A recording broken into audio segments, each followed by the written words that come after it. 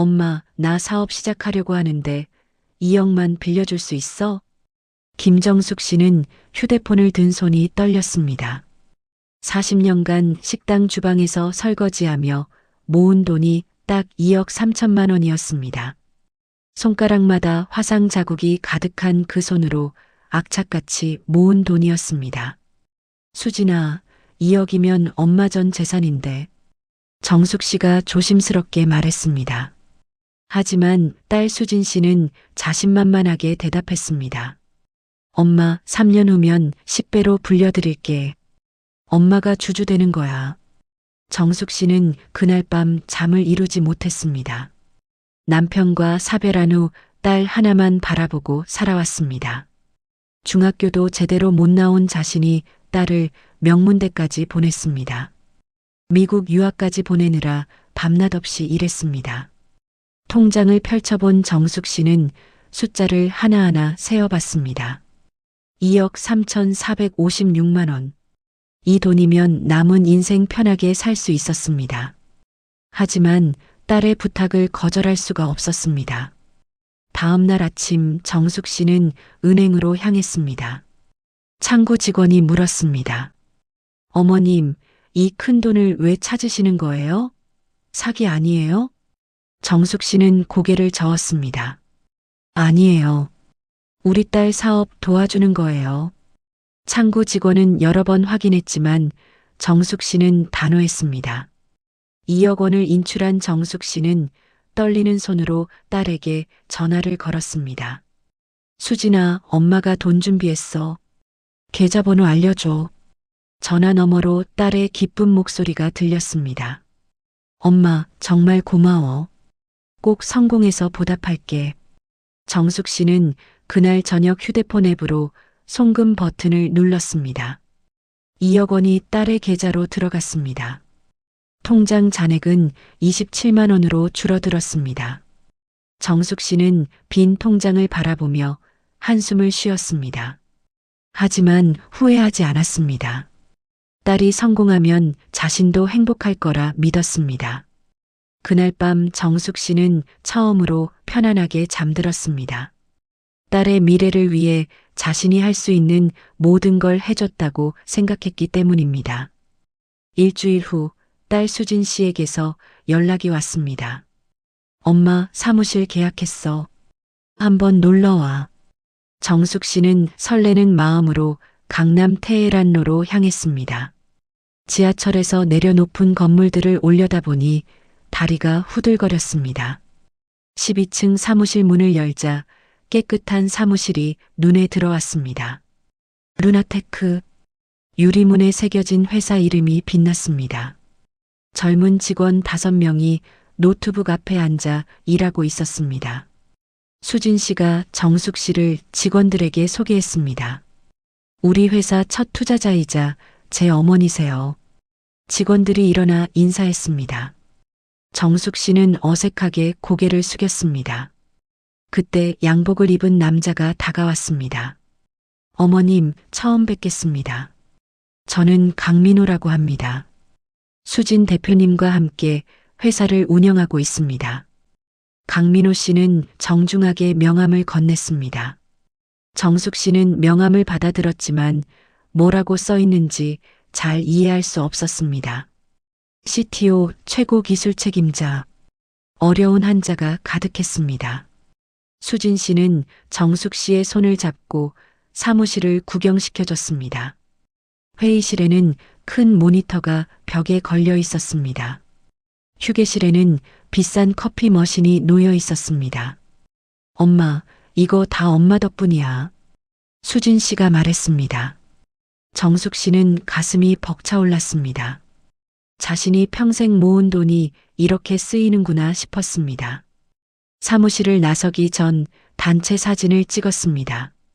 정숙 씨는 가운데 서서 어색하게 웃었습니다. 집으로 돌아오는 지하철 안에서 정숙 씨는 사진을 들여다봤습니다. 친구 선희 씨에게 사진을 전송했습니다. 우리 딸 대단하지? 선희 씨는 곧바로 답장을 보냈습니다. 그래, 근데 너무 많이 준 거 아니야? 계약서는 받았어? 정숙 씨는 선희 씨의 걱정이 이해되지 않았습니다. 계약서? 내 딸한테 무슨 계약서를 받아? 그날 밤 정숙 씨는 딸에게서 온 문자를 읽었습니다. 엄마 오늘 고마웠어. 푹 쉬어. 사랑해. 정숙 씨는 문자를 읽고 또 읽었습니다. 딸이 자신을 사랑한다는 말에 눈물이 났습니다. 40년간 힘들게 산 보람이 있다고 생각했습니다. 하지만 정숙 씨는 알지 못했습니다. 이것이 딸과 제대로 대화한 마지막 날이 될 줄은. 투자 6달째 최악의 상황이 찾아왔습니다. 딸 수진 씨가 완전히 연락을 끊었습니다. 전화를 걸면 꺼져 있다는 멘트만 나왔습니다. 문자를 보내도 읽음 표시조차 뜨지 않았습니다. 정숙 씨는 하루에 수십 통씩 문자를 보냈습니다. 수진아, 엄마야. 제발 연락 좀 해줘. 아프니? 무슨 일 있니? 엄마가 뭘 잘못했어? 하지만 답은 없었습니다.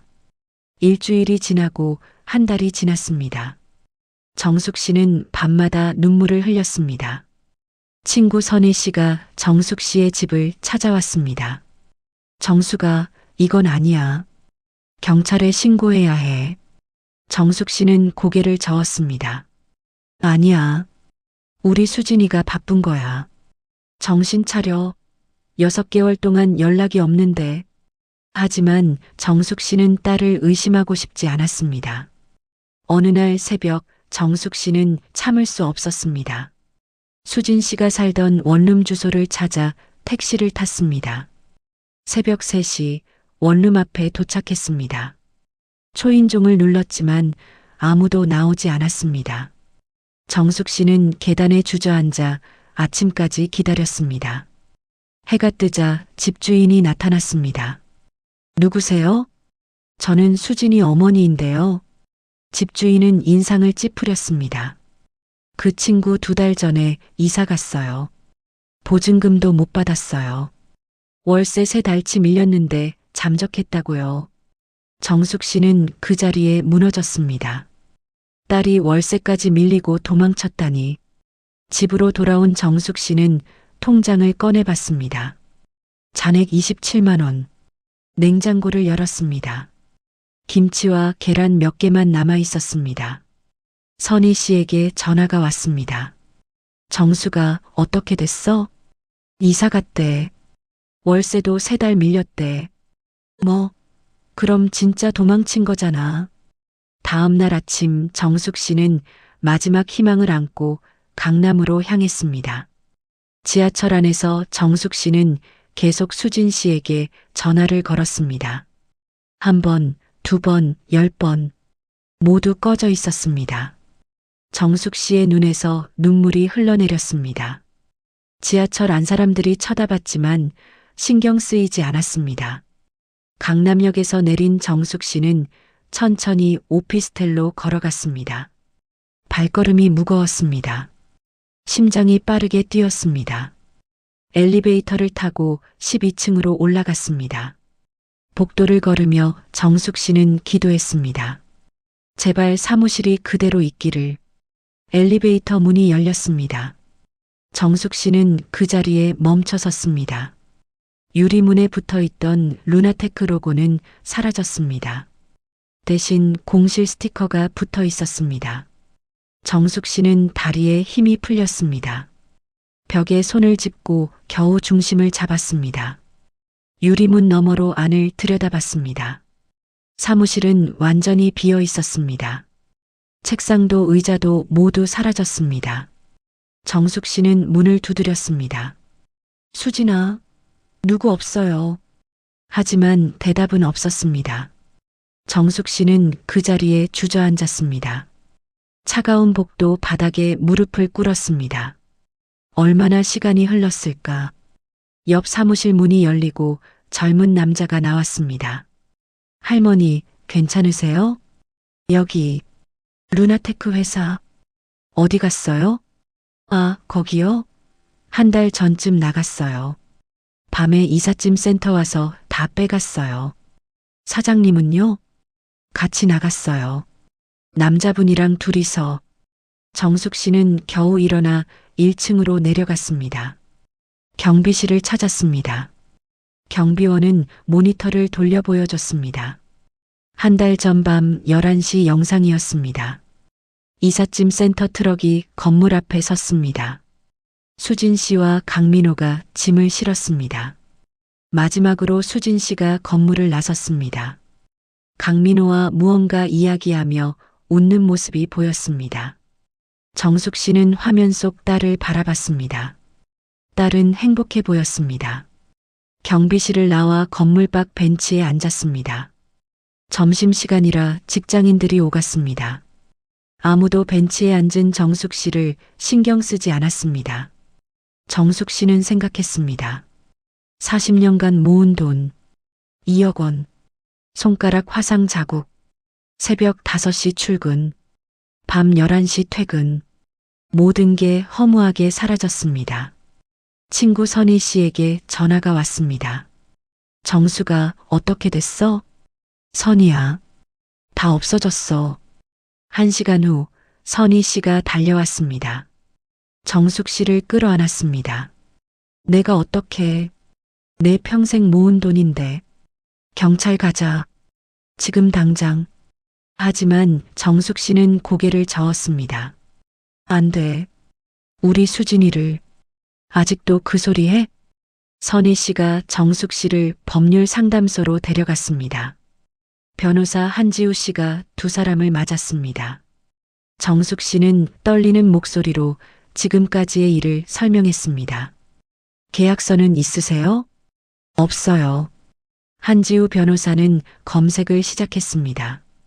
루나테크는 사업자 등록이 되어 있지 않았습니다. 어머님, 강민호 씨 사기 전과가 3번이에요. 선희 씨가 책상을 쳤습니다. 이 새끼가 처음부터 사기꾼이었네. 한지우 변호사는 추가 검색을 했습니다. 어머님, 수진 씨 SNS 확인해 보세요. 화면에는 수진 씨가 제주도 카페에서 찍은 사진이 떴습니다. 위치 태그가 찍혀 있었습니다. 서귀포, 바다가 보이는 집, 수진 씨 카드 사용 내역도 확인했어요. 최근 한 달 동안 제주도에서만 500만 원 넘게 썼어요. 정숙 씨는 의자에서 주저앉았습니다. 딸이 자신의 돈으로 호의호식하고 있었습니다. 제주도 가셔야 해요. 게스트하우스 주소 확인했어요. 정숙 씨는 단호하게 말했습니다. 갈게요. 그날 저녁 정숙 씨는 제주도행 비행기를 예약했습니다. 통장 잔액 27만 원 중 19만 원. 망설이지 않고 결제했습니다. 다음 날 아침 제주공항에 도착했습니다.